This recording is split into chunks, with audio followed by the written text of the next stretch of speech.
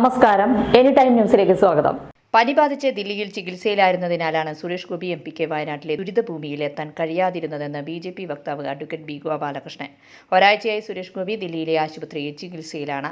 സുഖമില്ലാത്ത അവസ്ഥയിലും ദുരന്തം ഉണ്ടാകുന്നതിന് മുൻപും കേന്ദ്ര റിപ്പോർട്ടിന്റെ അടിസ്ഥാനത്തിൽ NDRFനെ ഒരാഴ്ച മുമ്പ് കേരളത്തിലെത്തിക്കാൻ മുൻകൈയെടുത്തത് സുരേഷ് ഗോപിയാണെന്നും അഡ്വക്കേറ്റ് ബി ഗോപാലകൃഷ്ണൻ ഫേസ്ബുക്ക് പോസ്റ്റിൽ കുറിച്ചു.